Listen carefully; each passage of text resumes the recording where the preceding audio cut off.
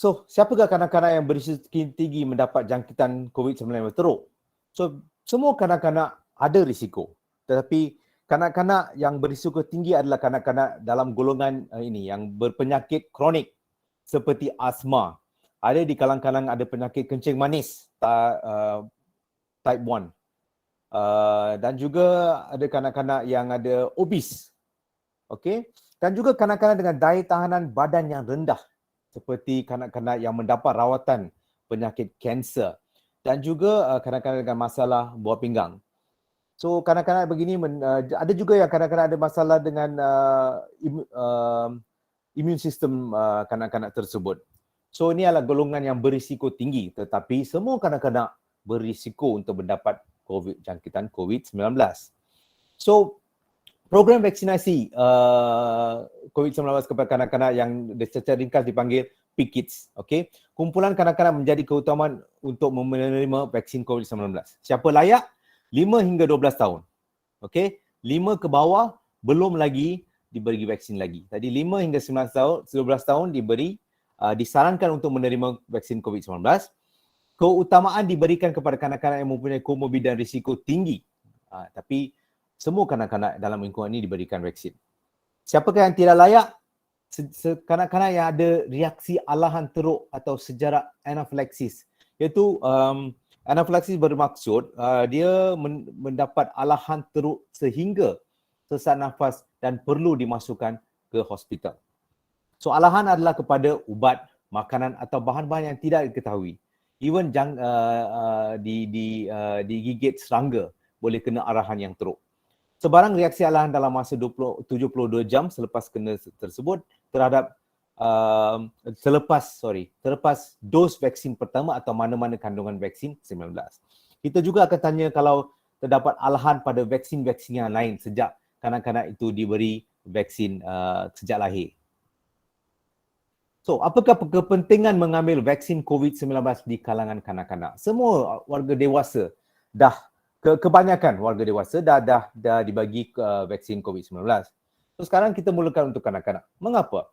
So vaksin COVID-19 diberikan untuk mengawal penularan penyakit COVID-19 di kalangan kanak-kanak selain daripada dewasa. So apabila semakin ramai kanak-kanak mendapat vaksinasi, semakin ramai kanak-kanak akan mendapat perlindungan daripada kejadian penyakit COVID-19 yang lebih teruk. Vaksin ini juga boleh mengurangkan risiko kemasukan ke hospital dan kematian akibat COVID-19. So inilah yang kita risau, risiko kemasukan di hospital dan kematian. So kalau diikutkan jadual ini, bilangan penggunaan katil harian pesakit pediatrik jadi 0 hingga 11 tahun di Hospital KKM dalam bulan Januari saja semakin meningkat dan mengikut kategori 1 dan 2 adalah yang tidak serius dan 3, 4, 5 yang paling serius. Jadi mengikut kategori dapati kategori 2 hingga 5 semakin bertambah. So selain daripada itu, vaksin COVID-19 adalah penting untuk mencegah komplikasi. Multi-system inflammatory syndrome in children. Secara ringkas dipanggil MIS-C dalam kanak-kanak sekiranya mereka dijangkiti penyakit COVID-19. MIS-C adalah komplikasi serius akibat penyakit COVID-19 iaitu radang kepada otak, jantung, paru-paru, buah pinggang, mata dan lain-lain. Jadi secara ringkas seluruh badan boleh kena komplikasi MIS-C ini. Multi-system inflammatory syndrome in children ni dia severe hyperinflammatory syndrome occurring 2 hingga 6 minggu selepas jangkitan COVID-19 di kalangan umur kurang daripada 21. Severe hyperinflammatory makna dia. Inflammation adalah kalau secara ringkas dalam bahasa Malaysia dipanggil dia bengkak. Bila anda dapat batuk dan sesama, kalau ditengok tekak merah kan. Jadi tekak tu dimakan bengkak, itu adalah inflammation. So hyperinflammation adalah dia teruk, bengkak yang lebih teruk dan severe hyperinflammatory adalah bengkak yang paling teruk. So ini boleh terjadi dalam lingkungan 1 hingga 3,000 kes. 60 hingga 70% akan dimasukkan ke ICU, unit rawatan rapi dan juga 1 hingga 20% kematian. So bila kanak-kanak mendapat misi ini, seluruh badan boleh dikenakan. Jadi kulit, ruam-ruam di atas kulit, demam, sakit badan, jantung berdebar laju, tekanan darah yang kurang. Selalunya kita sekarang memeriksa SpO2 pun akan turun. Dan neurologik, sakit kepala, tiba-tiba kanak-kanak tu boleh pitam, kena sawan, susah nafas, sakit dada dan juga muntah, cerit-berit dan sakit perut. Okey. Laporan awal misi muncul daripada UK pada April 2020, 2 tahun lepas, hampir 2 tahun lepas. Sejak itu terdapat laporan mengenai kanak-kanak yang banyak terjejas di Eropah, Kanada, Amerika dan Afrika Selatan. Tapi di Asia juga ada, tapi laporan ni yang tidak seimbang. Dari China biasanya laporan dia tak keluar, dan di Asia juga laporan ada yang tidak dilaporkan. Okay. So misi juga according to age in 14 di hospital kita di Malaysia. Okay. Case of multi-system inflammatory in children ni banyak juga. Total of 174 telah dikenal pasti. Daripada 174 tu 7 kematian. Okay. Inilah yang boleh terjadi kepada kanak-kanak. Okay. Dan semua kanak-kanak ini telah mendapat jangkitan COVID-19 dan kononnya dah sembuh, tetapi selepas 2 hingga 6 minggu kena pula multi-system inflammatory syndrome in children. Sekarang ada satu video untuk tontonan.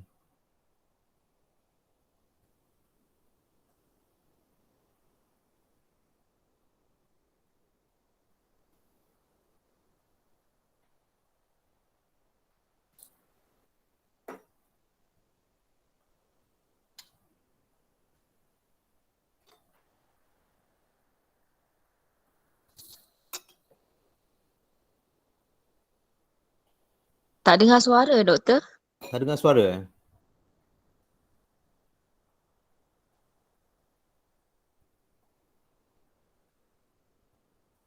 Sekarang? Boleh Tak ada, dengar suara? doktor. Tak ada. Boleh? Masih Tak masih ada. tak ada. Tak apa.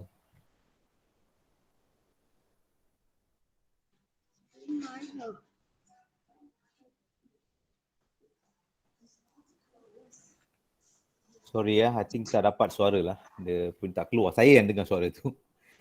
Tak apa, itu adalah kisah benar daripada luar negara mengapa mengenai seorang kanak-kanak yang mendapat multi-system inflammatory syndrome tu.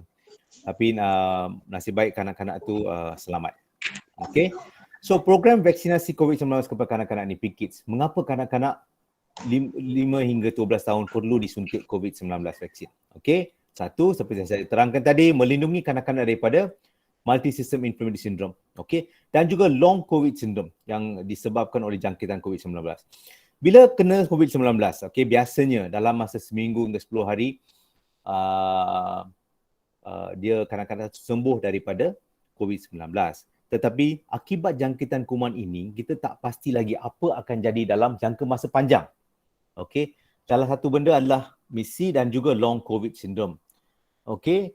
So, vaksin ni adalah untuk sediakan badan kanak-kanak itu untuk menghadapi jangkitan itu supaya jangkitan itu tidak merosakkan badan kanak-kanak tersebut.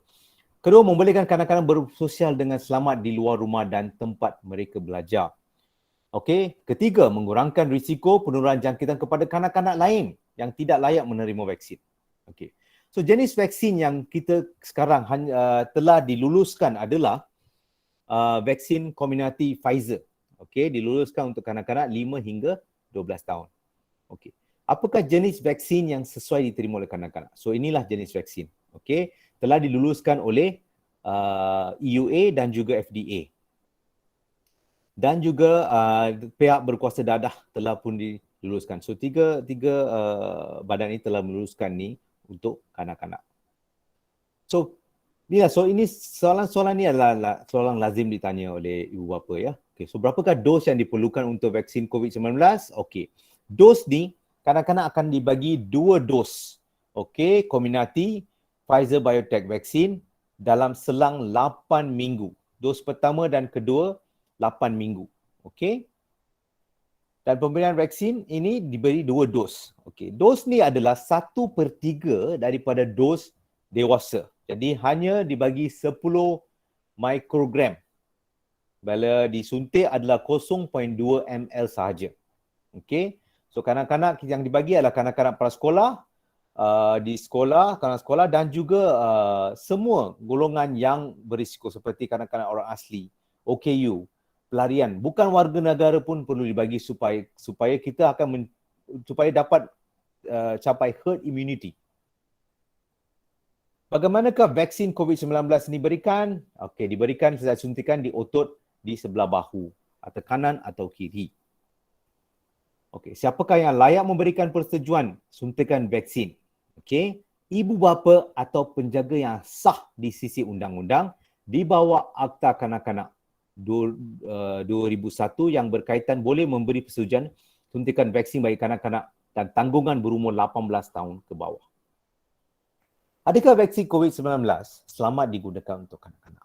Okey, inilah soalan yang selalu sekarang di fikiran semua ibu bapa yang juga yang belum suntikkan anak-anak mereka. Okey, vaksin ini selamat digunakan kerana ia telah didaftar dan telah dinilai dari aspek kualiti, keselamatan dan keberkesanan oleh bahagian regulatory farmasi negara dan diluluskan oleh PBKD pada awal Januari 2022 bagi kanak-kanak berumur 5 hingga 11 tahun.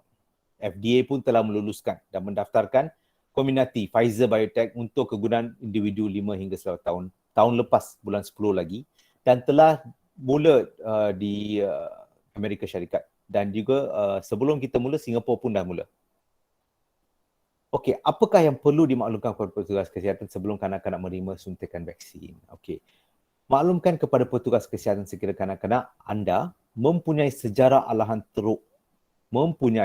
yang teruk kepada vaksin lain sebelum ini, mengalami masalah pendarahan seperti hemofilia, ITP dan sebagainya. Ini adalah penyakit dan sedang dalam rawatan ubat pencair darah. So, apa-apa masalah yang anak anda ada, kena bagi tahu kepada petugas kesihatan. Ataupun anak anda sedang mendapat rawatan yang merendahkan imun sistem seperti rawatan untuk kanser pun mesti bagi tahu juga. Dan juga telah menerima vaksin COVID-19 daripada jenama yang lain. Okay. Sebenarnya di Malaysia hanya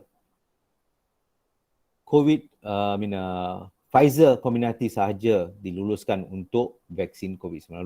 Tapi kadang-kala ada kanak-kanak mungkin yang berusia 12 tahun ke terdapat vaksin-vaksin yang lain ataupun di Malaysia ada ibu bapa juga telah pergi mendapatkan daripada private. So kena bagi tahu jugalah, kita tak nak campur dua vaksin tu. Dan juga sejarah penyakit seperti myocarditis dan perikarditis. Anda diasarkan membawa kanak-kanak tanggungan anda berjumpa doktor pakar terlebih dahulu dalam menentukan kesesuaian untuk menerima vaksin COVID-19. Biasanya kita akan rujuk kepada pakar kanak-kanak. Siapakah golongan kanak-kanak yang layak menerima vaksin? Seperti yang saya katakan, hanya kanak-kanak mendapat persetujuan bertulis yang daripada ibu bapa dan penjaga yang sah sahaja diberikan. Okey. Ini setelah, okey. Adakah kamu kanak-kanak perlu melakukan penilaian pra-vaksin sebelum diberikan? Penilaian pra-vaksinasi adalah penilaian yang dijalankan oleh pegawai atau pakar perubatan terhadap kanak-kanak dengan masalah kesihatan tertentu sebelum menerima vaksin. Jadi bila anda jumpa pegawai perubatan di pusat-pusat vaksinasi, jika terdapat masalah, pegawai tersebut akan bincang dengan pakar-pakar perubatan keluarga di daerah MUA sebelum vaksin itu diluluskan untuk diberikan untuk kanak-kanak. Okey, penilaian mengenai kesesuaian penerimaan vaksin atau pre-vaccination assessment perlu dijalankan kepada kanak-kanak yang mempunyai sejarah alahan teruk apabila menerima apa-apa vaksin yang diterima sebelum ini dan alahan teruk kepada ubatan atau sesuatu yang tidak ketahui. So yang ni bila kanak-kanak kita tahu kanak-kanak ada alahan yang teruk, kita selalu akan berwaspada dan kita akan rujuk kepada hospital. untuk di vaksinasi di hospital atau untuk penilaian pakar perubatan pediatrik. Kanak-kanak yang mengalami masalah sistem ketahanan badan yang teruk disebabkan oleh penyakit seperti kanser dalam rawatan juga tidak diberi di sekolah-sekolah. Dan juga penyakit seperti yang saya terangkan tadi, hemofilia dan ITP. Okey, apakah yang perlu diketahui mengenai vaksin ini? Okey, vaksin ini tidak mengandungi virus. Okey, ini adalah vaksin mRNA. Di mana bahan utama adalah mRNA, lipid dan sukrosa lah untuk kestabilan mRNA tersebut, dan juga campuran untuk diinjek adalah normal saline. Normal saline hanyalah air garam sahaja. Okey. Dia mengandungi 10 mikrogram, 1/3 daripada dos dewasa, dan diberi kepada kanak-kanak 5 hingga 12 tahun. Okey. Adakah penerima vaksin akan dilindungi sepenuhnya selepas menerima vaksin COVID-19? Okay. Vaksin akan mula menunjukkan keberkesanan melalui peningkatan antibodi dalam badan bermula dari hari ke-12 selepas dos pertama disuntikan. So, pembentukan antibodi akan meningkat secara mendadak selepas pemberian dos kedua. So, ini bermakna seseorang akan dilindungi secara optimal selepas menerima kedua-dua dos untuk mengurangkan kebarangkalian kejadian penyakit 19 yang serius. So, selepas mendapat vaksin COVID-19 ini, jangkitan COVID-19 masih boleh kena lagi. Tetapi badan dah bersedia untuk jangkitan tersebut dari akibat yang daripada jangkitan ini kepada badan kanak-kanak tersebut adalah kurang. Jadi dia cepat sembuh daripada penyakit COVID-19 dan komplikasi seperti multi-system inflammatory in children dapat dikurangkan. Okey, perlindungan maksimal hanya akan dapat dicapai sekurang-kurangnya selepas 2 minggu mendapat dos kedua. Okey. Walaupun dah dapat vaksin, okey, dos dah lengkap 2 vaksin, okey, kanak-kanak masih perlu mengamalkan 3W tu, wash, wear and warn. Mengelakkan 3C, confined space, sempit, crowded place, sesat dan tempat sembang dekat. Tapi kalau siapa-siapa yang pergi keluar bandar sekarang, terdapat ramai tidak ikut peraturan-peraturan ini. Terutama sekali di kedai makan. Di situlah penularan COVID ini paling tinggi sebab tidak memakai mask, kawasan yang sempit. Okay? So, walau bagaimanapun, pada masa yang tempoh perlindungan jangka panjang terhadap COVID-19 masih belum diketahui. Okay. Saya 6 bulan lebih ni, bila saya bertugas di COVID Assessment Center, saya kerana vaksinasi ini, okey, dewasa, kanak-kanak belum lagi dapat tahu, tapi dewasa, kita dapat disebabkan oleh vaksinasi COVID-19.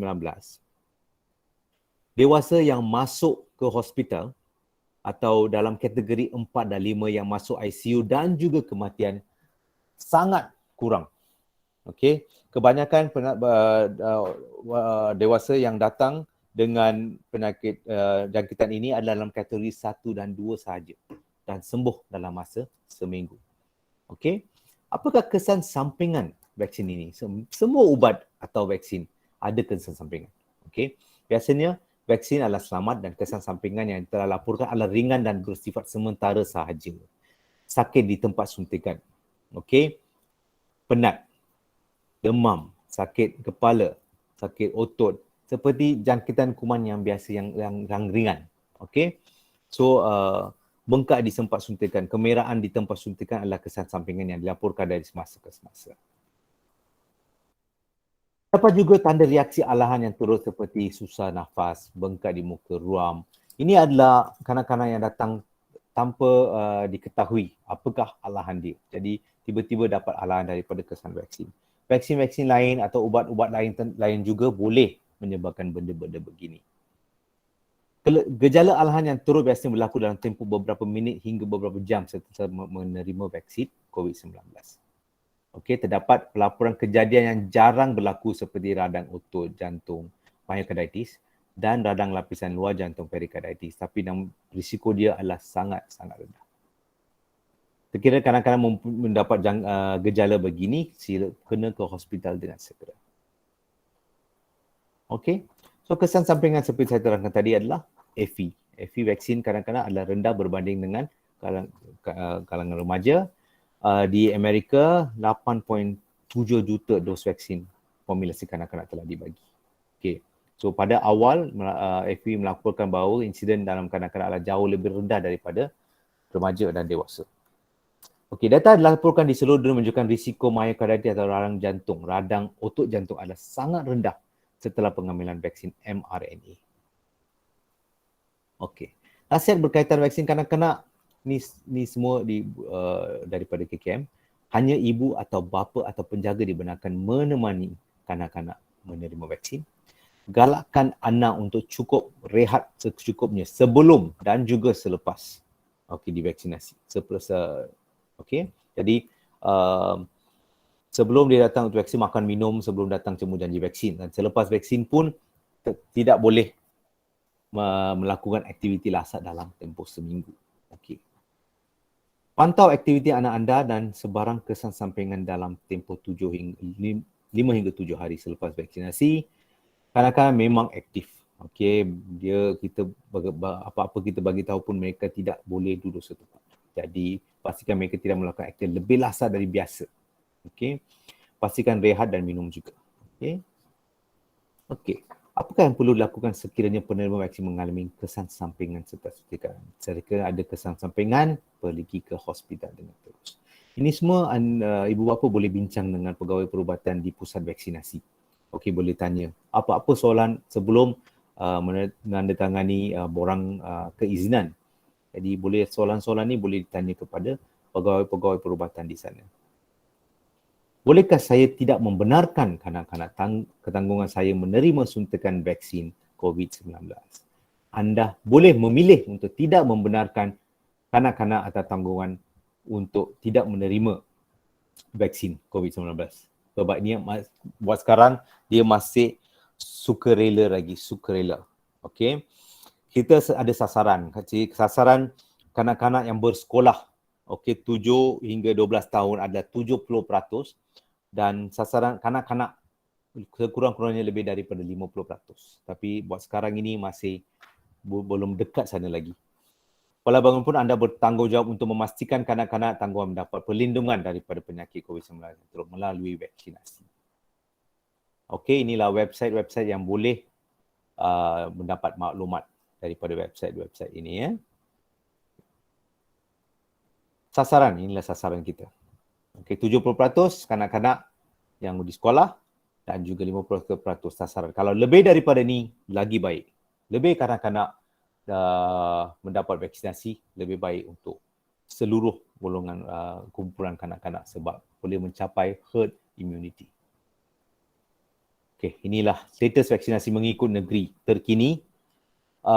Seluruh Malaysia, 12.8% sahaja.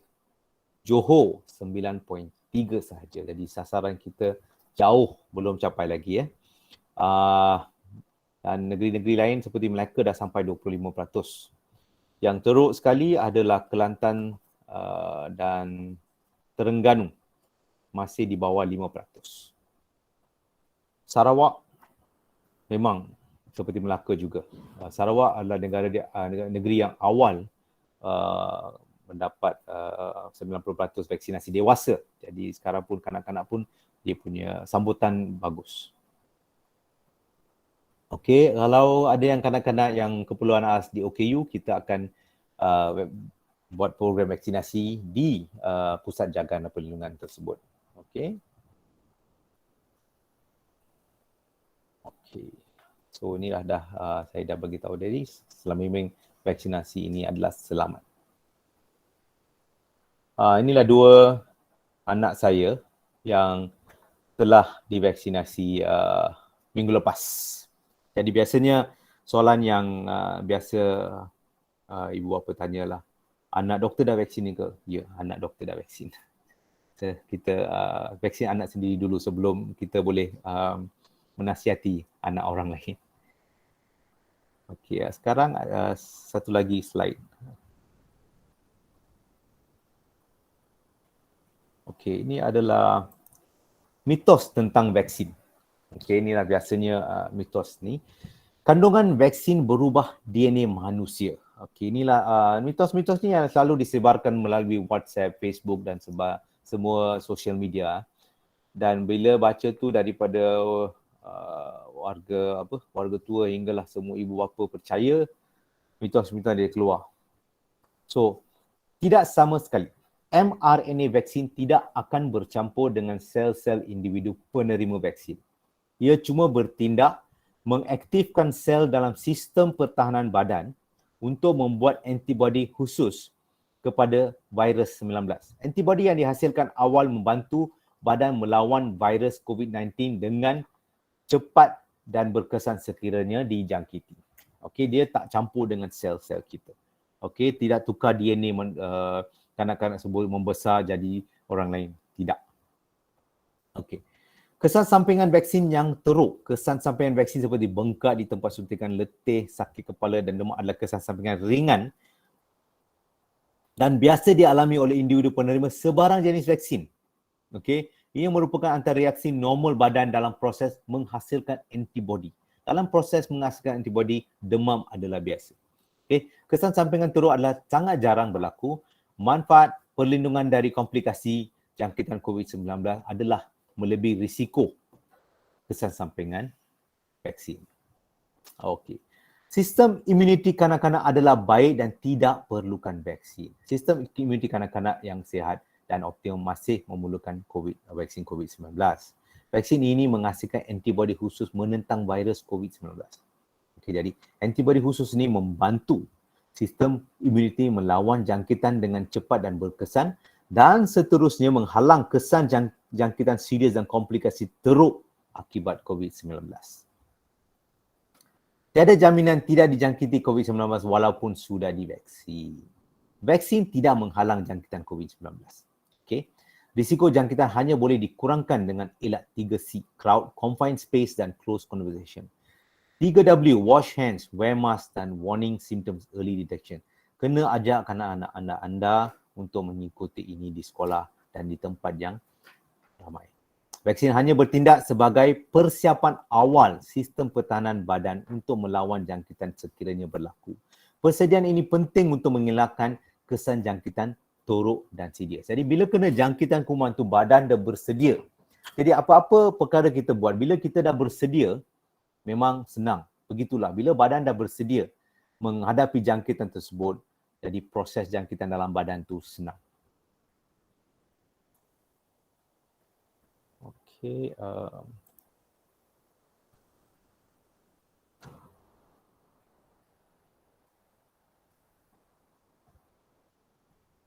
Okey, ada apa-apa soalan?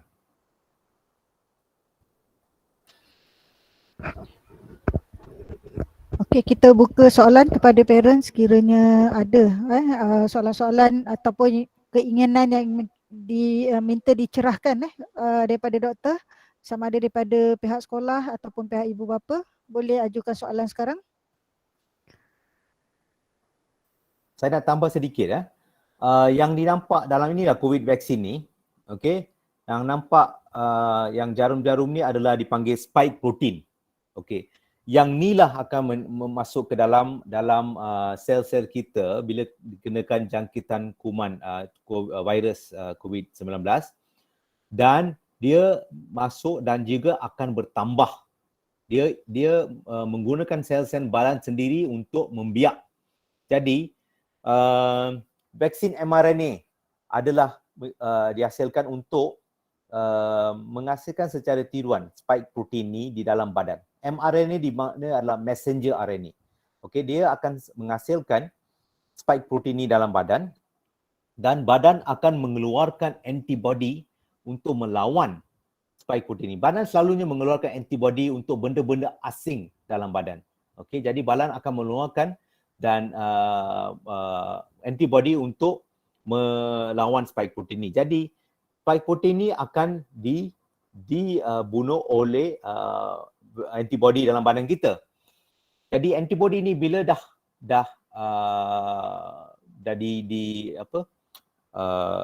dah boleh mengenal pasti spike protein ni. Jadi bila betul-betul kena jangkitan COVID-19, jadi badan dah bersedia dengan antibody-antibody tersebut untuk melawan jangkitan kuman ini. Okey, Kian. Apa soalan? Doktor, saya nak tanya doktor. Ya. Okey, Assalamualaikum warahmatullahi wabarakatuh dan selamat petang. Okey doktor, di sini ada mohon pencerahan doktor. Ya. Adakah program vaksinasi untuk murid-murid ni yang ialah daripada 5 hingga 12 tahun ni, 5 hingga 11 tahun, adakah mereka ini juga akan sama menerima dos penggalak dan sebagainya seperti yang orang dewasa? Okey. Buat sekarang, kita hanya memberikan 2 dos saja. Okey, dos pertama dan kedua 8 dalam jangka masa 8 minggu, 2 bulan. So dos penggalak belum lagi. Okey. Anda kena faham bahawa vaksin ini bukan selama-lamanya akan antibody yang dihasilkan melalui vaksin ini bukan selama-lamanya akan ada di badan. Okey. Biasanya semakin lama semakin kurang. Jadi biasanya kalau antibody dah dihasilkan dalam badan dan tiada jangkitan COVID-19, okey. Jadi antibody ni akan juga lupus. Jadi macam kita juga, antibody ni lama tak ada kerja, dia akan pencen. Jadi itulah rasional untuk booster dose hari itu. Tapi untuk kanak-kanak so far belum lagi. Di luar negara pun belum dibagi booster dose lagi, hanya 2 dos sahaja. Okey, terima kasih doktor atas pencerahan. Terima kasih.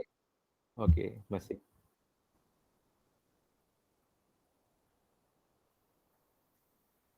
Ada apa-apa soalan lagi?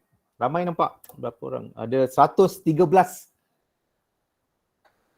wakil di sini. Okey doktor, ada soalan. Salam sejahtera doktor. Salam sejahtera. Okey, saya Muhammad Fadil. Cuma saya nak tanya doktor, kalau kita tengok sekarang ni yang diberikan kepada anak-anak kita oleh KKM di Malaysia ni sekarang ni hanya satu je doktor, satu jenis vaksin saja ya doktor. Ya, satu jenis saja. Pfizer Comirnaty saja. Dan dos yang rendah kan, betul? Ya, 1/3 daripada dos dewasa. Is it potential ada jenis-jenis vaksin lain untuk diberikan kepada anak-anak ni doktor? Okey, buat sekarang kajian dan kelulusan hanya untuk vaksin Pfizer Comirnaty sahaja. Okey. Kita ada 2 saja mRNA vaksin. Satu adalah Pfizer, lagi satu adalah Moderna. Okey, vaksin lain bukannya vaksin mRNA dan dia kajian belum habis lagi. Okey, dia untuk dapat kelulusan dia akan melalui beberapa kajian. Walaupun vaksin COVID-19, kajian dia dipercebatkan. Okey. Biasanya dulu-dulu penghasilan vaksin yang paling cepat dihasilkan adalah dalam masa 4 tahun. Itu vaksin mumps. Itu pun dalam tahun 60-an. Jadi sekarang kita dah moden sangat dalam tahun 2020 ni. Vaksin seperti COVID-19 dihasilkan dengan begitu cepat. Tapi kajian perlu dijalankan sebelum dapat dibagi kepada manusia. Jadi yang dapat kelulusan buat sekarang hanyalah Comirnaty, Pfizer sahaja. Jika Sinovac dan vaksin-vaksin lain diluluskan, mungkin saya tak pasti lagi, tapi buat sekarang belum lagi lah. Doktor nak tanya, kalau kata, Hello, ya, boleh dengar. Kalau kata murid tu tak vaksin hari ni lah, tapi dalam masa beberapa hari atau 1 week or 2 weeks from now, dia nak vaksin. So di manakah mereka akan pergi untuk cucuk vaksin tu? Puan kena inform pihak sekolah, saya ingat. Kalau pihak sekolah untuk uruskan, kalau masih lagi ada di PKIDS di sekolah tersebut, kita akan vaksin lah. Mungkin seperti dewasa juga mungkin boleh walk-in vaksin nanti. Okey, saya jawab sedikit doktor bagi soalan ini. Untuk masa ni kita sebenarnya program Pick Kids di sekolah, di PPV sekolah telah pun berakhir pada hari ini untuk first dose. Jadi untuk murid-murid yang mungkin baru bersetujulah, parent baru nak beri kebenaran, buat masa ni kita belum ada tarikh baru, cumanya nanti saya akan cuba dapatkan maklumat daripada pihak sekolah berapa ramai lagi parent yang bersetuju untuk anaknya divaksin, kita akan cuba aturkanlah. Cuma mungkin bukan dalam waktu terdekat sebabnya kita memikirkan second dose-nya itu akan melibatkan cuti raya. Okay. Sekiranya bulan 3 tu awal-awal memang cuti raya, saya rasa agak sukar jugalah ibu bapa untuk menghantar anak nanti. Jadi mungkin lewat sedikit lah, mungkin pertengahan atau hujung bulan 3 kita akan cuba aturkan sekali lagi insyaAllah. Assalamualaikum warahmatullahi wabarakatuh. Selamat petang. Saya Rohaiza binti Ahmad, yang di-Ketua PIBG Sekolah Kebangsaan Konvent Muar. Pertama sekali saya nak ucapkan terima kasih pada puan dan tuan doktor atas town hall yang saya rasa amat efektif ni lah.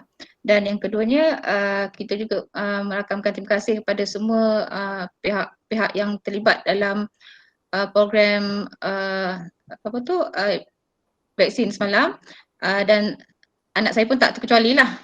Cuma kalaulah selepas ini ada lagi program seperti ini, saya rasa, saya yakin atas saya nampak sambutan yang agak orang kata boleh tahan, yang rasa sangat saya rasa terpanjat juga, penuh juga semalam, dan saya rasa pastinya ibu bapa akan bertambah dari segi nak vaksinkan anak ni lah. Dan saya nampak pun semalam orang kata walk-in pun ramai juga. Cuma sedikit aja minta pandangan, kalau boleh lah, saya faham ada sekolah-sekolah yang tempat PPV tutup, pergi ke sana, pergi ke sekolah. Semalam saya pergi SAB 2, tapi dia agak pack. Jadi dalam satu masa tu penuh satu dewan semua, dan kami sendiri yang katalah contoh saya pukul 11, kita ambil masa sampai 2 jam dekat dalam tu. Saya faham kita faham kehadiran bantuan guru, pihak kesihatan dan sebagainya, dan cuma kebimbangan dari segi situasi hari ini tidak mengizinkan kalau terlalu ramai lah. Jadi saya ucapkan juga terima kasih dan tahniah juga kepada semua yang terlibat semalam. Dan bagi pihak, saya rasa bila sekolah konvent, saya juga nak ucapkan tahniah jugalah kepada guru saya kerana minta kami semua pakai baju sekolah konvent. Jadi nampak kehadiran anak-anak konvent tu ke pusat vaksinasi tu amat banyaklah, sangat merangsangkan. Jadi sekali lagi saya mohon jugalah, andai kata ada lagi tambahan-tambahan di kawasan-kawasan tertentu, kita minta supaya limit sikit lah, untuk at least yang nak datang untuk walk-in tu mungkin ada waktu-waktu time yang sesuai lah. Itu saja dari saya. Terima kasih. Assalamualaikum. Okey, terima kasih Puan Rohaiza. Okay, untuk situasi semalam saya faham sebenarnya kita dapat panggilan kecemasan bila SK Parit Koma Darat ditutup serta-merta disebabkan penularan. Jadi dalam tempoh lebih kurang 24 jam saya ada masa untuk memindahkan gabungan sekolah-sekolah yang akan divaksin di dalam Parit Koma Darat itu ke sekolah-sekolah berhampiran. Dan memang saya tahulah, memang saya mengarahkan pegawai-pegawai di sektor pembangunan murid untuk memantau perjalanan pemberian vaksin di sekolah-sekolah terlibat. Memang saya dimaklumkan di SK SAB 2 itu agak crowded disebabkan daripada SK Konvent sahaja yang berpindah tempat vaksin tu ada lebih kurang 92 orang. Sedangkan dalam senarai asal kita dah letakkan di SK SAB 2 itu lebih kurang 200.5. Jadi bila tambah dengan SK Konvent dia akan jadi 300 lebih, dan masa yang kita hadkan tu memang agak terhad lah sebab kita meletakkan sehingga pukul 12.30. Jadi bila ada pertambahan memang akan ada sedikit kesesakan, tetapi saya memikirkan sekiranya saya tidak menggerakkan murid-murid daripada sekolah-sekolah gabungan PPV yang ditutup, maka murid ini akan tercicir. That's why saya terpaksa jugalah untuk menggerakkan mereka supaya mereka diberi vaksin pada masa yang ditetapkan. Okey, jadi pada masa-masa akan datang khasnya untuk pemberian vaksin kedua, insya-Allah kita akan cuba pantau dan saya mengharapkanlah pada ketika itu pusat-pusat vaksin yang kita dah tetapkan itu tidak adalah kes penularan mendadak macam semalam. Ada sebenarnya 2-3 pusat PPB juga yang ditutup secara mengejut. Okey, jadi insya-Allah kita akan cuba pantaulah nanti insya-Allah. Terima kasih Puan. Terima kasih Puan atas penjelasan. Okey. Assalamualaikum pada Puan Emilia, Cik Emilia, dan Salam. juga selamat petang kepada Doktor. Saya Muhammad Sari Umar Ali, YDP SK Seri Jamil. Ada dua perkara lah, dua lah yang saya nak tanya. Pertama pada Doktor lah dulu. Terima kasihlah atas penjelasan pada hari ini.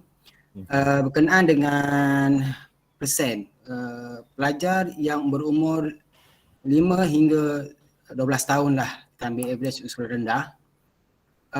Kes tahap 4 dan 5 untuk corona ni, virus ni, berapa persen yang pelajar daripada umur darjah itu darjah 1 hingga ke darjah 6 ni yang tahap 4 dan 5?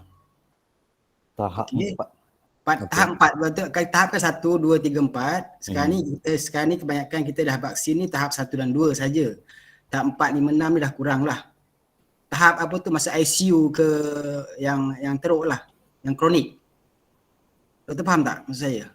Tak, kanak-kanak, kesan vaksin kanak-kanak belum nampak lagi sebab baru divaksin dos pertama.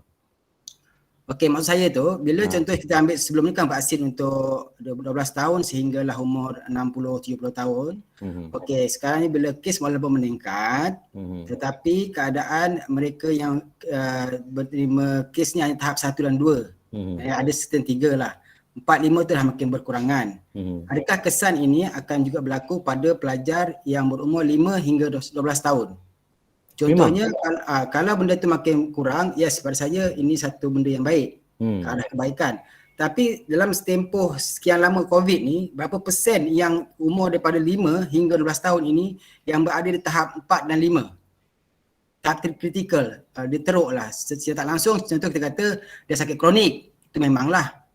Okay. Memang saya tak nafikan. Okey. Ya, adakah benda ini, perkara ini dibuat di sekolah rendah ini, adakah kesan yang kita ambil daripada beberapa tahun COVID ni, nampak kesan pada pelajar ni memang betul-betul kritikal, tahap 4, tahap 5. Baru kita, itu. Saya faham je betul Okey, saya faham. Terima kasih. Percentage secara ni saya tak pasti lagi. Ada percentage tu dalam website KKM, tapi kalau kita tengok last 3 bulan yang lepas ni, sejak bukan 3 bulan pun tak perlu, bulan Januari sejak penularan Omicron, okey, kanak-kanak, kemasukan kanak-kanak ke hospital. Jadi bila tahap 1 dan 2, kanak-kanak tu tidak masuk ke hospital. Okey, kita akan review kanak-kanak tersebut di COVID Assessment Center Parit Jawa. Ni MUA sajalah, Okay. Dan biasa kita akan bagi home quarantine, HSO. Tapi dalam bulan Januari ni, kanak-kanak 3 hingga 5 setahu saya di sini yang saya memang tahu secara ni adalah MUA dan Batu Pahat memang tambah. Memang bertambah. So kalau Encik dapat maklumat lah, kalau ada ibu apa yang kanak-kanak dia masuk ke hospital, dia akan bagi tahu, dia kesesakan macam mana di ward kanak-kanak hospital MUA. Kubikel yang biasanya satu ward yang boleh tampung 5 hingga 6 pesakit, kubikel tu 18 orang terpaksa duduk dalam. Begitu Amin, saya bagi contoh. So secara lazimnya kanak-kanak, kemasukan kanak-kanak ke hospital dah bertambah. Sebab Omicron. Omicron ni, dia kita panggil very infectious. Dia penularan dia memang cepat dia boleh dijangkit. Dia tak perlu duduk begitu dekat dan semua. Dia memang jangkitan dia cepat. Itu pasal ramai yang boleh sekarang dah dijangkiti dengan Omicron. Okey, tapi di kalangan dewasa kalau nampak kategori 1 dan 2 sahaja, kira-kira 88% kategori 1 dan 2 saja yang sekarang home quarantine sahaja. Semua ni disebabkan oleh vaksinasi. Okey. Okey, kanak-kanak punya kesan tu kita boleh nampak lagi sebab baru dibagi dos pertama dan selepas dos kedua diharap kemasukan 3, 4, 5 ke hospital akan berkurang. Okey. Doktor. Okey, terima kasih atas penjelasan. Sama-sama. Jadi yang kedua saya tanya dengan Cik Emilia lah, selaku BPD. Ya, Okey, seandainya ibu bapa tidak membenarkan anak dia ambil vaksin daripada tentu darjah 1, adakah satu masuk sekolah rendah lah sehingga tahun 6, adakah mereka ini layak untuk menyertai apa jua pertandingan di bawah anjuran sekolah ke, PPD atau sebagainya, kerana saya khawatir bila tak ada vaksin saja mereka ini terbatas. Adakah benda itu boleh diteruskan? Okey, tak ada vaksin boleh, betul dia ada sukan, dia boleh masuk sukan. Macam itulah. okey. Untuk makluman tuan yang bertanya, sebenarnya di sekolah tidak ada pengasingan untuk murid-murid yang divaksin ataupun tidak. Okey, kita tidak ada diskriminasi. Murid boleh datang sekolah macam biasa, boleh kalau katakan nanti bila ada aktiviti koko dan sukan bersemuka, mereka boleh bersemuka buat masa inilah, tidak ada apa-apa halangan. Cumanya bab kata doktor tadilah dari segi kebolehjangkitan murid, itu saja. Okay, bagi murid yang ada vaksin, dia mungkinlah buat masa ni kita mengandaikan ada perlindungan untuk mereka. Bagi yang tidak mengambil vaksin, untuk terdedah dengan jangkitan tu agak lebih mudah. Tapi dari segi diskriminasi untuk mereka hadir ke sekolah, duduk dalam kelas yang sama, mengikuti aktiviti koko dan sebagainya apabila boleh dibenarkan bersemuka nanti, tidak ada masalah buat masa ini. Okay. Maknanya kalau anjuran tu di bawah peringkat daerah ataupun negeri, mereka dia boleh terlibat. Ya, buat masa ini tidak ada tertakluk kepada ada vaksin, tak ada vaksin, boleh masuk, tak boleh masuk, tak ada lagi. Cuma akan datang kita tak pasti sebab kita juga merujuk kepada KKM juga. Arahan KKM dan KPM mereka berbincang, andai kata nanti ada isu ataupun ada perkeliling yang mengatakan yang tak vaksin tak boleh join, maka kita terpaksa akur lah. Tapi buat masa ini tidak ada batasan itu. Okey. Terima kasih Puan Emilia. Sama. Saya bagi sedikit example. Okey, sama. Saya cuma nak bagi satu example lah. Okey, kanak-kanak vaksin yang tidak divaksin yang bercampur seperti dalam hujan, kanak-kanak yang telah divaksin ada payung. Kanak-kanak yang tak divaksin tak ada payung. Dua-dua akan basah. Jadi anda boleh bandingkan. Bila kita pakai payung pun kita basah juga kalau hujan lebat kan. Sama. Tapi kanak-kanak yang tak ada divaksin ada payung. Yang kanak-kanak tak ada vaksin tak ada payung. So bolehlah dapat imagination macam mana. Okey. Terima kasih atas makluman. Terima kasih. Okey, ada soalan lagi?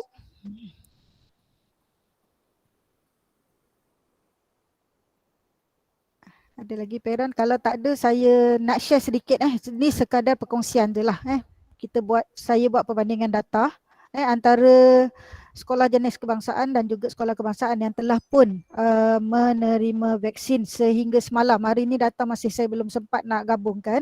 Okay, cuma kita lihat sekali lalu untuk memberi gambaran lah supaya tuan-puan YDP PIBG mungkin boleh menarik memotivasikan ibu bapa supaya lepas ni bersetuju untuk anaknya divaksin sebab saya risau dengan percentage pelajar-pelajar Melayu. Okay, saya mohon share sekejap.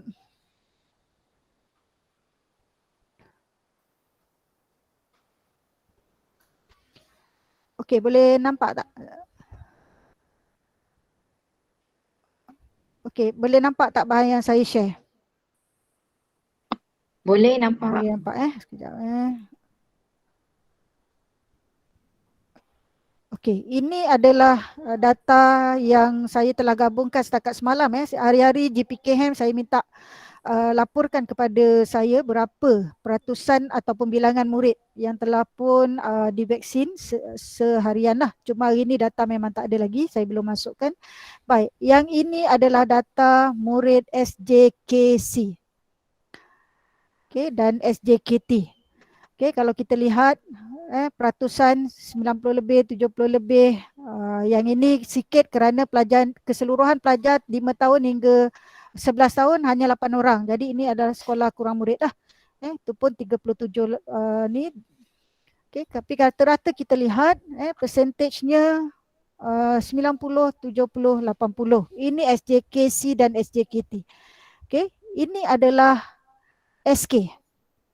Okay. SK. Okay, rata-rata persentaj yang menerima vaksin di bawah 30. Yang 30 ke atas ni pun boleh kita kira sebenarnya berapa sekolah. Jadi ini sebenarnya yang memberi kerisauan. Daripada murid 170 hanya 26, 188 hanya 44. Ini data yang saya minta daripada GPKHAM murid 5 tahun ataupun 6 tahun hingga 11 tahun berapa bilangan murid di sekolah. Jadi inilah yang kita dapat dan ini adalah yang telah mengambil vaksin. Okay, jadi berbanding dengan SJKC, SJKT, peratusan dah pun 77% dan saya percaya bila saya tambah data hari ini dia akan jadi 80% lebih.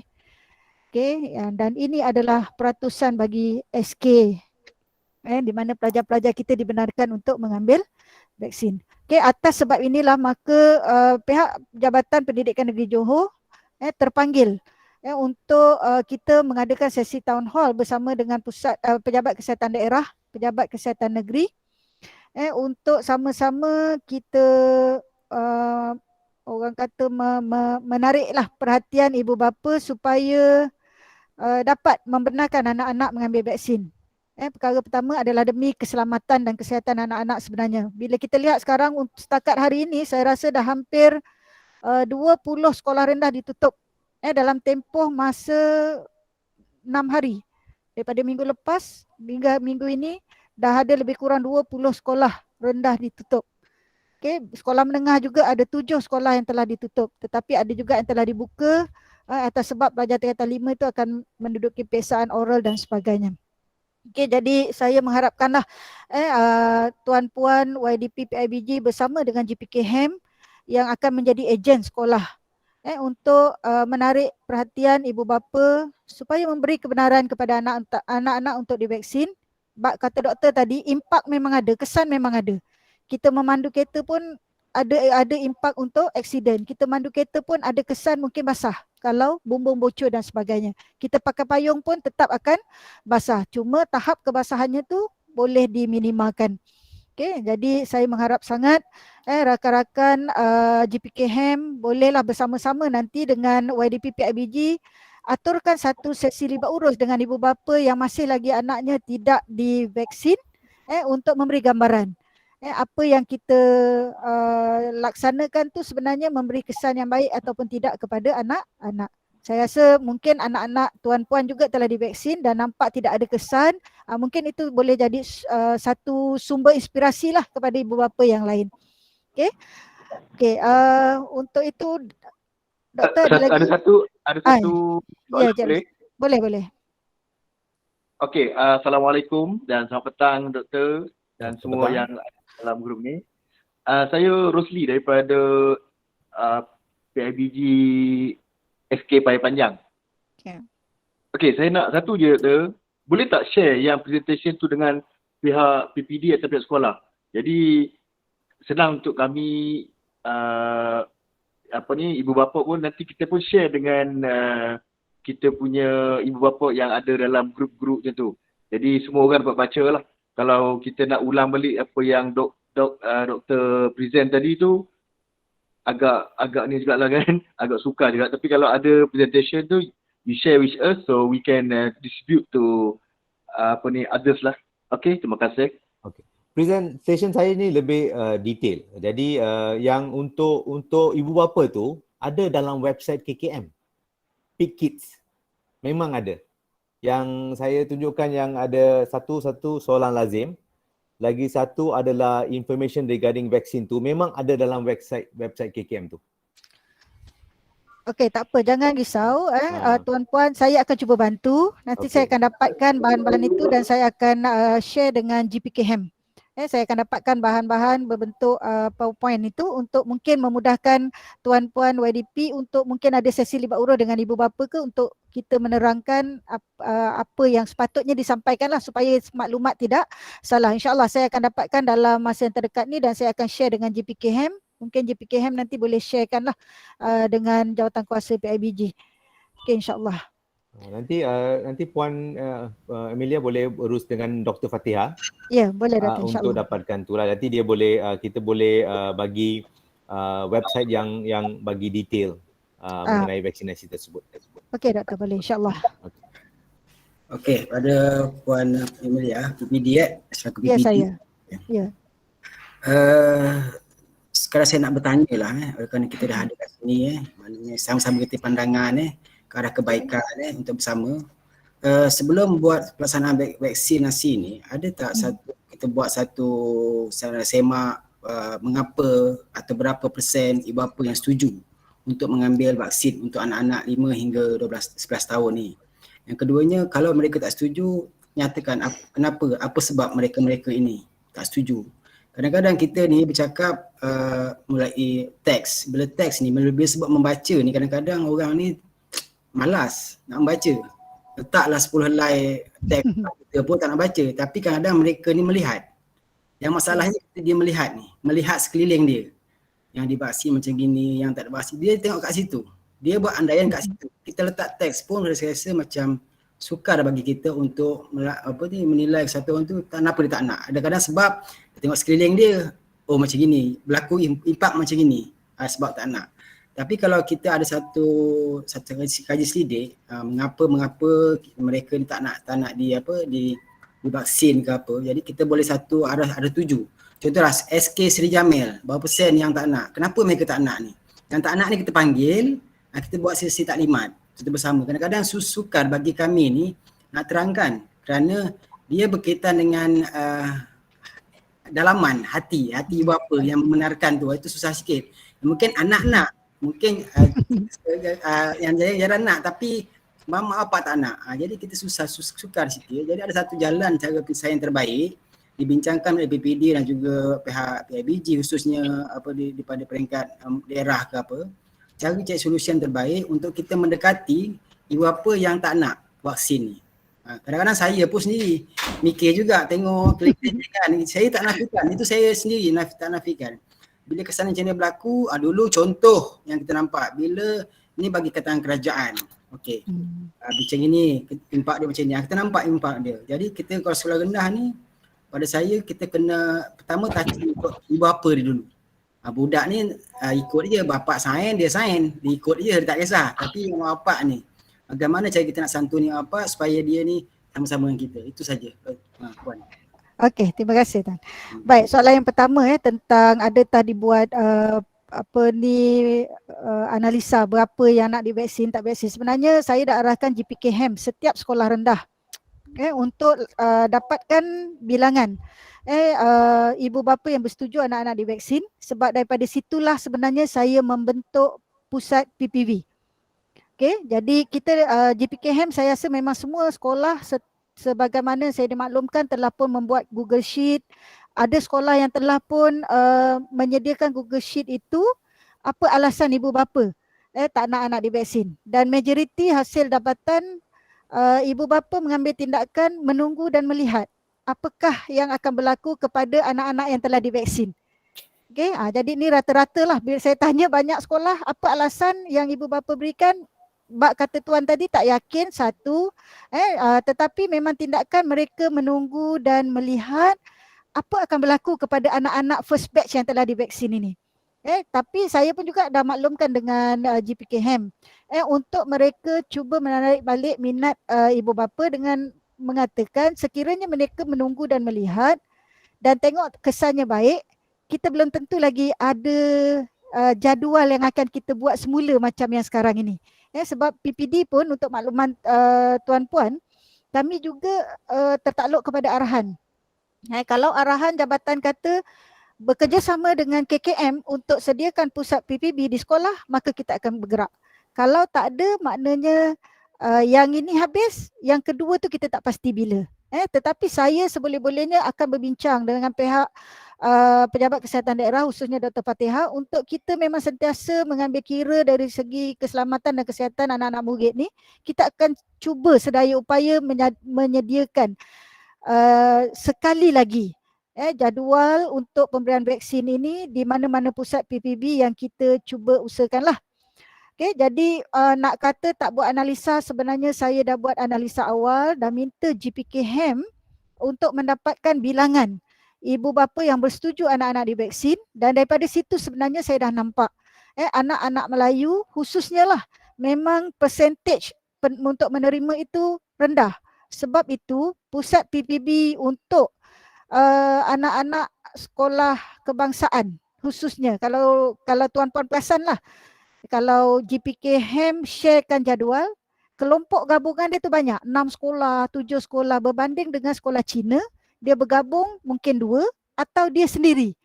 Sebab bilangan murid yang setuju menerima vaksin mencecah 400, 500, 600 dan sebagainya. Okay? Jadi bila ibu bapa mengambil alasan menunggu dan melihat, maka kami pun di pihak PPD menunggu dan melihatlah responnya. Jadi hari ni kita dah dapat maklum bahawa responnya, saya faham benda baru, kita nak bagi satu ubat masuk dalam badan, belum tahu apa cerita dan sebagainya, memang agak kegusaran lah di pihak ibu bapa kan. Sebab tu kita panggil doktor untuk menerangkan. Kalau saya bercakap, orang tak percaya sebab saya cikgu bukan doktor. Jadi doktor dah menerangkan dengan harapan selepas daripada ini insyaAllah saya akan minta GPKHAM sekali lagi dapatkan maklumat ibu bapa yang bersetuju anaknya divaksin, dan kita cuba aturkan sehari lagi untuk kita buka 4 zon pusat PPV sebagaimana yang kita dah jalankan 2 minggu berakhir tadi. Okay, jadi saya harap dapat menjawablah soalan tuan yang bertanya.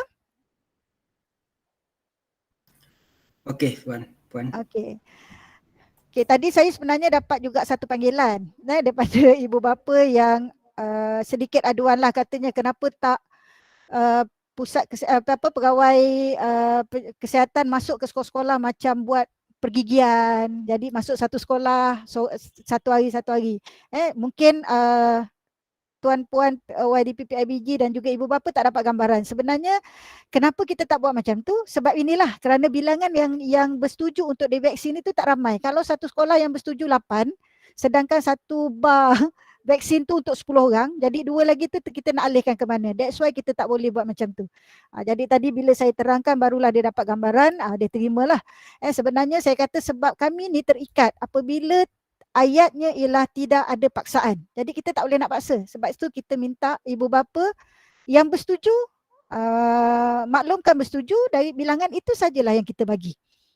Sebab tu jadinya tak ramai itu sebab itulah. Sebabnya tidak ada paksaan. Jadi kami pun di pihak PPD pegang clause itu. Tidak ada paksaan. Saya pun cakap dengan GPKHAM, jangan ada paksaan, jangan ugut dan sebagainya. Nanti berlaku apa-apa kita yang susah. Okay, cuma hari ini kita bagi pencerahan supaya ibu bapa terbuka, sedikit minda. Sebab sekarang ni kita faham, kita dimomokkan dengan cerita yang macam-macam. Hari ni buka orang ni pengsan kerana kena vaksin booster dan sebagainya. Kita faham benda ni melibatkan nyawa mungkin. Tetapi itulah bab kata doktor tadi, kebarangkalian yang ada kesan yang teruk itu tak banyak. Kita sendiri pun ambil vaksin. Kalau nak kata tak ada kesan, bohonglah. Paling tidak pun sakit tempat suntik. Itu kesan yang paling minimal lah. Yang mungkin berat sikit demam. Yang ada masalah kritikal, mungkin itulah yang perlu dapatkan pemantauan yang lebih. Yang lain tu pada saya rata-rata saya lihat tidak ada isu lah. Termasuk juga program PIK remaja. Saya lihat di MUA lah, khusus saya tak pergi ke tempat lain. Di MUA tidak ada isu ataupun tidak ada laporan yang saya terima ada pelajar yang bermasalah setelah divaksin. Setakat yang saya dah buat untuk murid 12 hingga 17 yang lepas. Okay, dan saya berdoa juga supaya murid yang 5 hingga 11 tahun ini tidak akan ada sebarang kesan yang teruk pada mereka. Sikit-sikit tu lumrah. Okay, kita makan Panadol pun ada kesan sebenarnya, tapi mungkin tak nampak kan kesannya tu sikit, dan kita memang Panadol tu kita yakin kita makan macam tak ada apa. Sebenarnya dia ada juga sedikit kesan. Okey, ada lain tuan? Ada lagi soalan-soalan? Ada Dr. Patiha ke ada nak tambah, ataupun Dr. Rohana saya difahamkan, Dr. Rizwan mungkin ada nak tambah apa-apa? Terima kasih Cik Emilia. Sama-sama. Terima kasih juga dekat Dr. Sasi. Saya Dr. Rizwan lah, Pegawai Epidemiologi Pejabat Kesihatan MUA. Cuma untuk petang ni saya nak buka minda lah, terutamanya kepada semua GPK dan juga semua pengurusi PIBG, sekolah-sekolah. Saya nak bagi gambaran sikit lah tentang kejadian COVID pada masa kini. So saya rasa tuan-tuan, puan-puan pun ada yang mengikuti setiap hari, ada yang mungkin dah tak nak ikut dah setiap hari pun berkenaan dengan kejadian COVID di negara kita lah. Sebab kalau kita lihatlah tentang kes-kes COVID-19 peningkatan berkaitan dengan Omicron dan sebagainya, saya harap tuan-tuan, puan-puan bukalah minda bahawa kita ni dalam bulan banyak lagi event-event yang akan berlaku. Kalau kita tanya Cik Emilia pun selepas kita ada cuti perayaan dan sebagainya, banyak sekolah-sekolah yang terlibat yang terpaksa ditutup oleh pejabat kesihatan lah. Dan salah satu orang kata punca jangkitan semestinya lah sama ada kita ada orang kata balik kampung ke, kita berjumpa dengan orang ramai dan sebagainya. Sebab itu anak-anak kita terdedah kepada COVID. Bila anak-anak terdedah kepada COVID, bila ada banyak je COVID dekat sekolah, terpaksa tutup lah. Dan saya rasa mungkin salah satu punca peratusan rendah untuk pusingan pertama ni, ada kelas-kelas yang mungkin mak ayah beri keizinan tapi kita terpaksa tahan. Sebab saya cakap dengan Dr. Patiha, satu kelas tu kontak. Walaupun dia bukan positif, kita tak akan benarkan. Kita akan tunggu dia habis kuarantin. Lepas tu kalau mak ayah nak benarkan, kemudian barulah boleh ambil vaksin. Cuma saya nak sentuh yang sekarang pun kalau kita tengok kerajaan pun takkan tutup, tak jadi macam PKP dan sebagainya. Lepas ni kita akan menghadapi puasa, bazar Ramadan, lepas tu bazar raya, lepas tu cuti raya. Even 2 hari lagi ni pun nak cuti sekolah dan saya pasti ada mak ayah yang akan berjalan dan sebagainya. So kalau kita tak jaga SOP dan sebagainya, kita pun mungkin akan dijangkiti. Dan kalau kita ada vaksin, anak-anak yang tak ada vaksin tu kemungkinan akan dapat jangkitan yang teruk dan sebagainya lah. Dan lagi satu, semua orang kena faham yang salah satu perkara penting yang Dr. Sasi cuba gambarkan adalah kadang-kadang jangan tengok bila jangkitan awal ni kanak-kanak tu sembuh dalam masa 7 hari. So kanak-kanak sembuh dalam 10 hari. Tapi ada orang kata komplikasi yang mungkin selepas sahaja sembuh, ada orang panggil multi system inflammatory syndrome tadi. Maksudnya selepas sebulan, 2 bulan tiba-tiba rupanya jangkitan ada dekat jantung dan ada keradangan dan sebagainya, dan mungkin anak-anak akan dapat kesan-kesan lah jangka panjang disebabkan oleh COVID-19. Sebab tu orang kata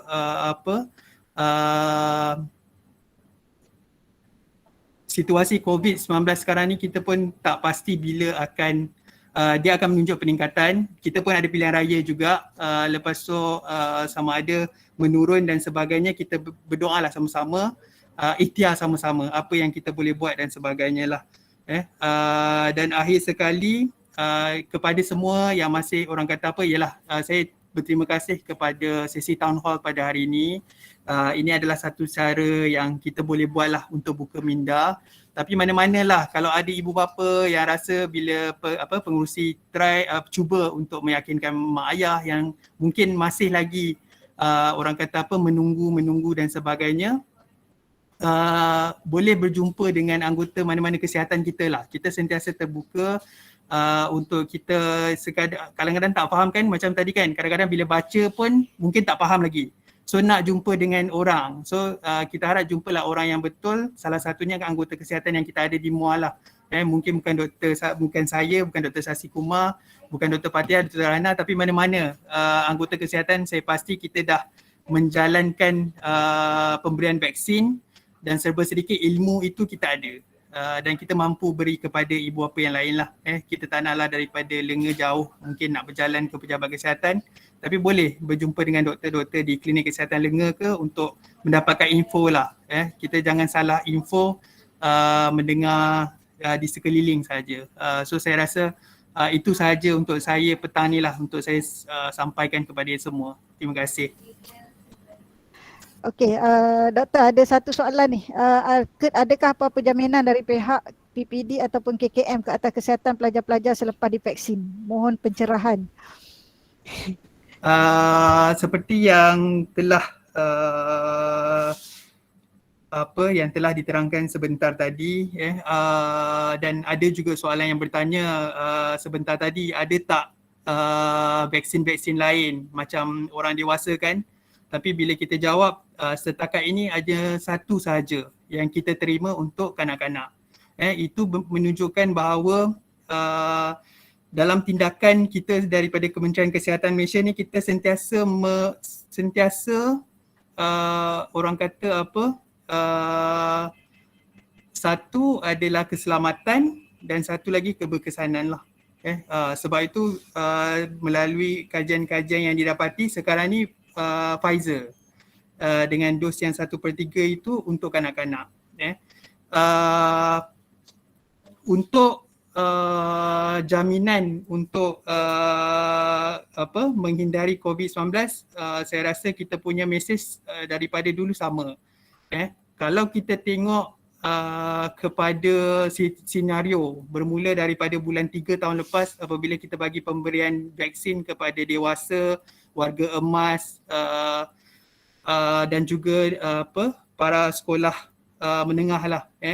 Walaupun kita sentiasa kata vaksin ni mungkin bukan mencegah, tapi kalau kita tengok, kalau saya tengok senarionya, ia boleh mencegah juga. Sebab kalau dulu mungkin satu kawasan tu 20 orang, 10 orang yang kena. Tapi kalau bila kita dah ada vaksin, daripada 20 orang yang kena mungkin 4-5 saja yang kena, yang lain tu tak kena. Tapi kita punya mesej sentiasa yang kata vaksin ni dapat mengurangkan keterukan, terutamanya untuk kategori 3-4-5. Keterukan maksudnya gejala-gejala yang teruk, sukar bernafas. Kita mungkin penerima-penerima vaksin COVID ni hanya dapat jangkitan yang ringan, demam biasa, batuk biasa yang boleh dikuarantin di rumah. Kita dah tak ada lagi yang mungkin masuk hospital, masuk ICU. Dan kalau kita tengok sekarang, waktu Omicron dan Delta bulan 8 itu hari terlalu banyak beza, di mana bila peratus vaksin yang kurang, kematian bertambah. Kita daripada 12 kematian mencecah 300 kematian di MUA. Tapi untuk Omicron ni kita masih lagi bertahan, kalau nak dikatakan kemasukan ke hospital lah. Sebab tu kalau untuk COVID-19 vaksin, setakat ni macam saya katalah, untuk untuk mengurangkan keterukan tu nampak sangat dia punya keberkesanan lah untuk vaksin COVID-19.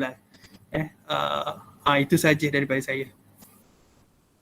Okey, terima kasih doktor atas pencerahan. Okey, daripada PPD juga sebenarnya kami hanya memberi laluan kepada ibu bapa yang mana kami rasa perkara itu baik untuk keselamatan dan kesihatan anak-anak, kita memang akan sokong. Cuma dari segi jaminan impak apa akan berlaku, kita memang tak tahulah. Itu perancangan Allah, penentuan dia. Kalau saya kata sekarang dapat gini jadi lain, nanti parent marah kita pula. Okey, jadi cuma yang boleh saya maklumkan, satu je lah, kita ada sakit, kita kena cari ubat. Kita ada masalah, kita kena cari jalan penyelesaian. Jadi Tuhan dah turunkan sakit, maka dah diberi pun jalan untuk kita mendapatkan ubatnya. Ada vaksin yang telah pun dinyatakan, dan melihat kepada apa kesannya setakat ni, saya rasa macam kata Dr. Sasi tadi, belum ada, kita belum boleh buat ukuran kerana dos kedua belum ada, baru jalan saya rasa 2 minggu. Rata-rata satu Malaysia ni baru 2 minggu jalan Peak Kids ni. Jadi kita akan lihatlah selepas dos kedua nanti. Cuma saya mengharapkan ibu bapa lebih terbuka, sebab inilah satunya orang kata pelindung yang kita boleh bagi pada anak-anak. Sama juga macam kita ambil BCG dulu, gitu juga tak tahu kita kena ambil vaksin-vaksin yang kena ambil daripada kecil dan sebagainya. Okay, juga ada masalah. Tapi kita kena ambil sebab kita tahu sekarang ni dah nampak ada kesannya. Untuk COVID ni saya rasa untuk yang dewasa kita dah nampak dengan adanya vaksin, maka stage 3, 4, 5 tu persennya sangat jauh berbanding dengan 1 dan 2. Kata-kata di mana sekarang ni, di sekolah memang saya risau. Sebenarnya hari ni kita terima banyak kes-kes laporan positif di APDM. Okay, cuma penularannya tu kita sekat macam mana, budi bicara pihak sekolah. Ada saja yang positif RTK, kita terus minta sekolah cutikanlah pelajar yang kelas berkenaan. Macam hari ni RTK 10%. Daripada 1,382 kalau tak silap saya, 1,376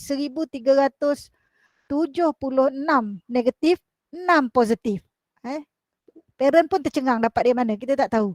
Okay, jadi itulah yang boleh kita bantu. Dari segi PPD kita akan sentiasa bekerjasama dengan pejabat kesihatan daerah untuk memastikan kesihatan dan juga keselamatan anak-anak berada di tahap yang baik. Jadi keputusan seterusnya kita pulangkan kepada ibu bapa.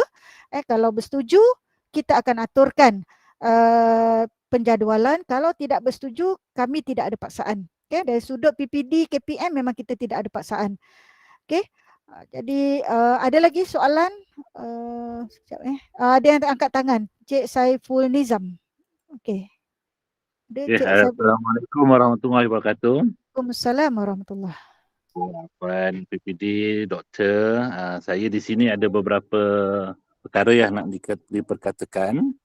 Yang pertama tentang isu vaksin untuk kanak-kanak ni. Ada di kalangan anak-anak murid kita yang bersetuju untuk divaksinkan. Tapi yang jadi isu ialah kebenaran ibu bapa yang tidak dapat diperolehi atas ketidaksetujuan mereka. Mungkin pertama, ibu bapa melihat walaupun ibu bapa ataupun golongan dewasa dah mendapat vaksin 2 dos dan ada yang dah dapat booster, tapi permainan angka tu makin meningkat. Jadi mereka tak nampak keberkesanan vaksin kepada situasi sekarang lah. Mungkin ada sebab saya mengajar di kawasan kampung, mereka cuma melihat pada angka. Jadi melihat pada angka dia tak tahulah, mungkin dia tak pastilah sama ada dia dapat mengurangkan stage kepada 3, 4 dan 5 dan dia tak faham lah itu. Dia lebih faham tengok angka semakin hari semakin meningkat. Semakin hari semakin meningkat dan hingga sekarang sampai ditutup angka tu untuk paparan umum. Itu mungkin salah satunya lah.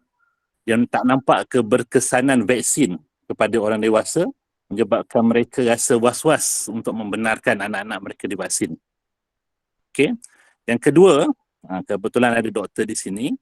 Saya nak tanyalah, booster fungsinya untuk meningkatkan kembali kadar kebolehan vaksin yang 1 dan 2 tu kan doktor. Adakah booster akan diteruskan untuk booster yang kedua, yang ketiga dan seterusnya? Ataupun setakat booster yang pertama kadar kebolehan vaksin tu kekal ataupun dia tetap akan menurun juga? Okey, itu pertanyaan saya lah tentang booster.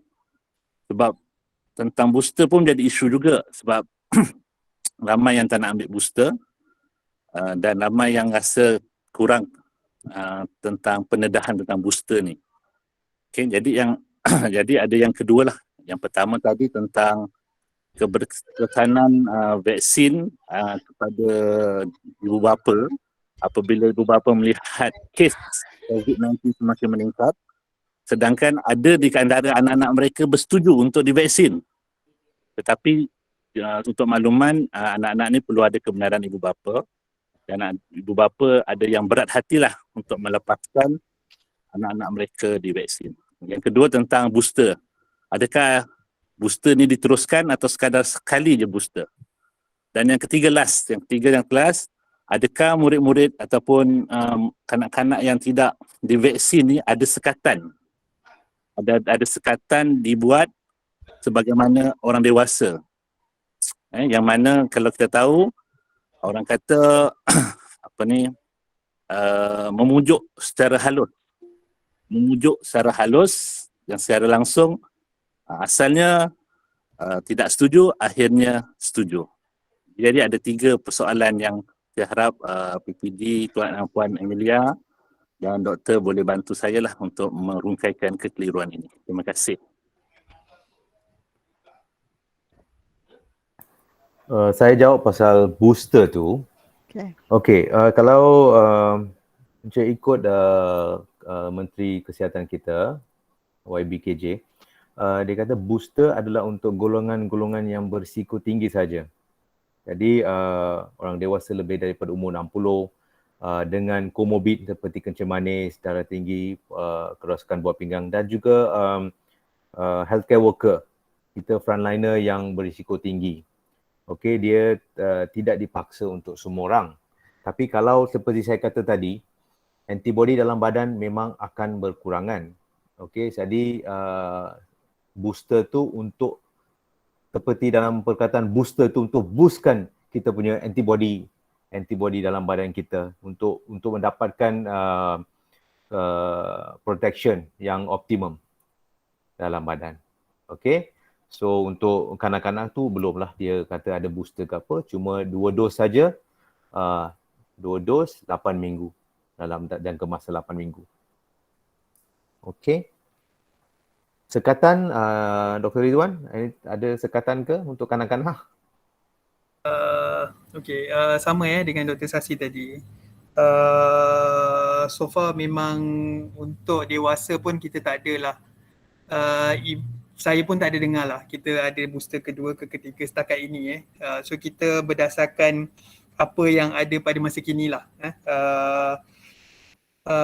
Untuk sekatan, saya rasa Encik Amelia pun tadi dah beritahukan.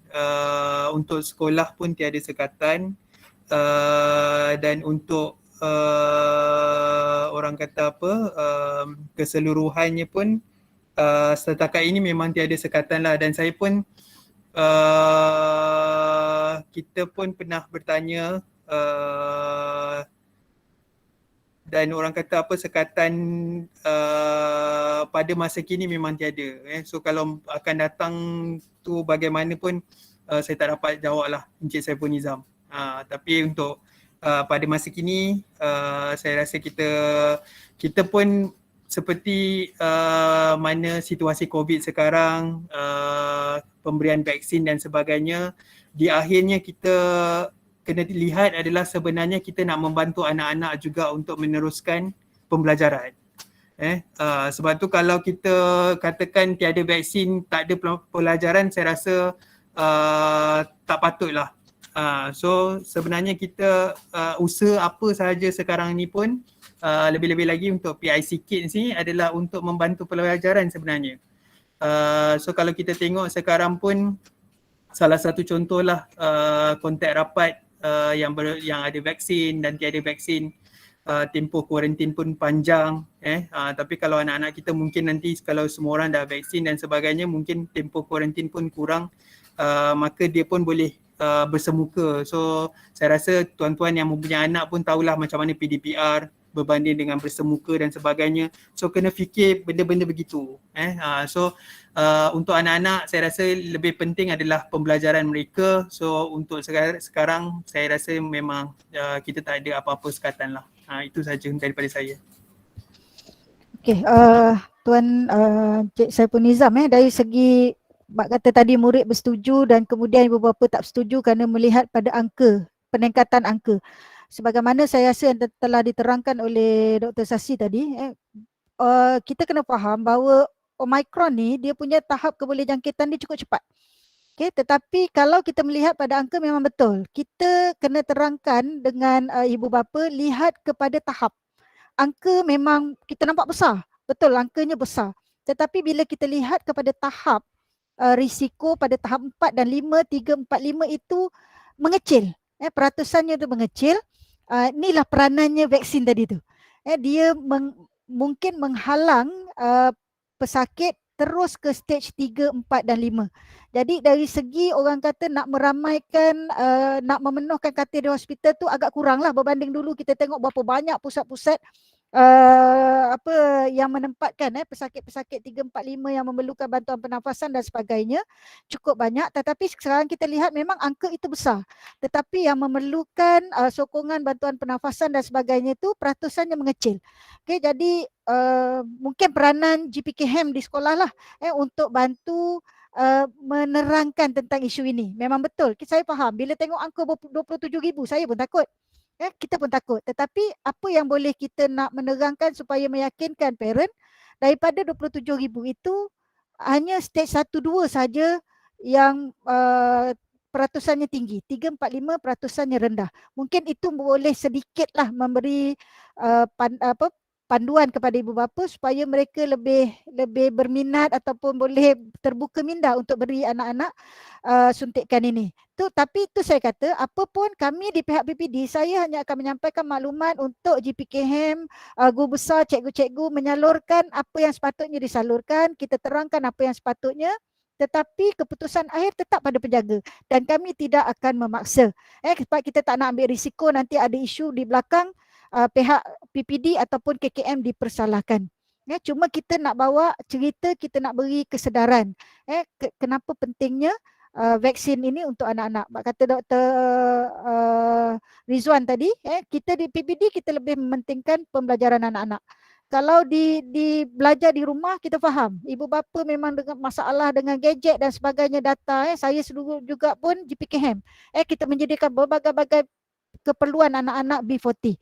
Tetapi kita tak mampu nak memenuhi keperluan semua. Jadi sekarang ni bila ada vaksin untuk anak-anak, kita menyerulah. Saya dari pihak PBD memang kita menyeru supaya anak-anak ini menerima vaksin demi keselamatan dan juga kesihatan mereka. Namun jika ibu bapa masih tidak mahu, kita tidak ada paksaan. Sekatan di sekolah memang tak ada. Sekatan ke luar negara saya tak pastilah, tapi buat masa ni rasanya tak ada.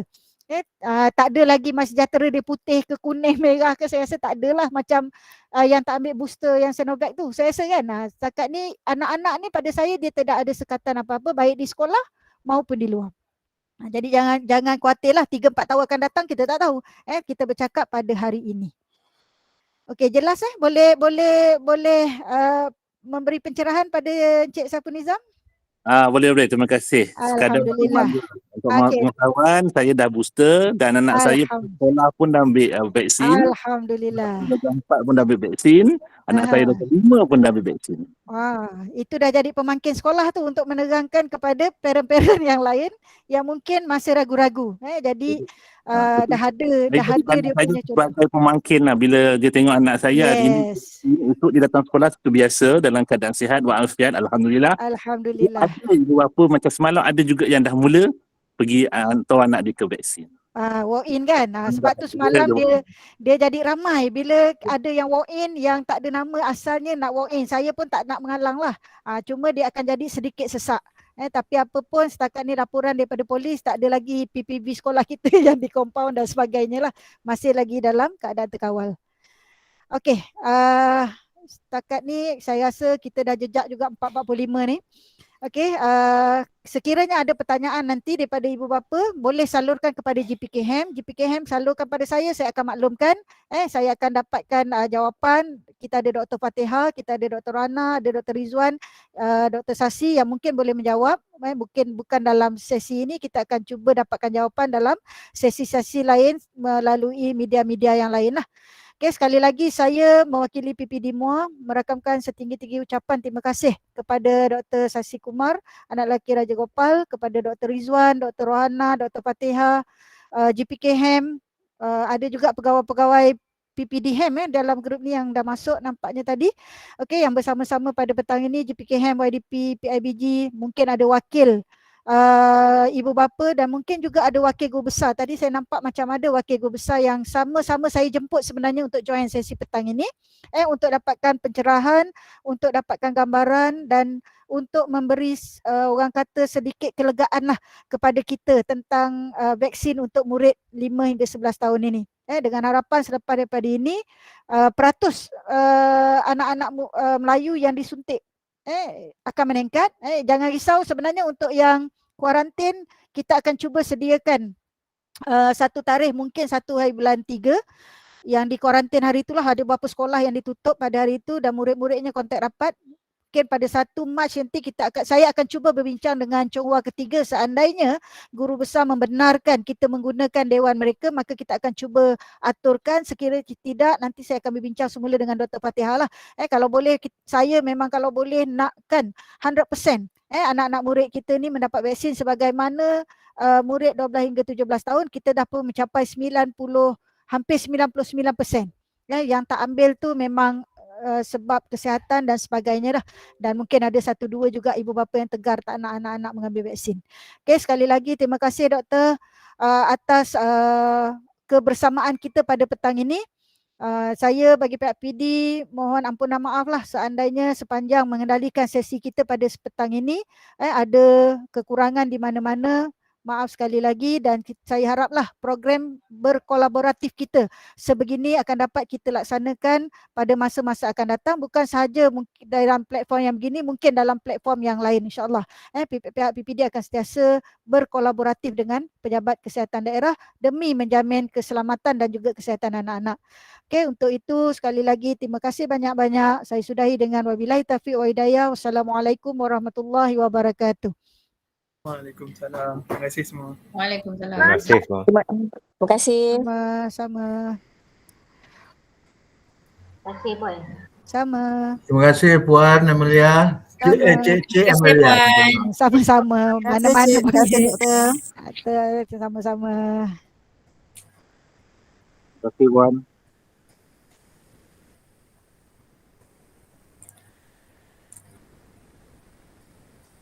Terima kasih. Sama-sama. Terima kasih semua. Assalamualaikum. Salam sejahtera. Assalamualaikum warahmatullahi.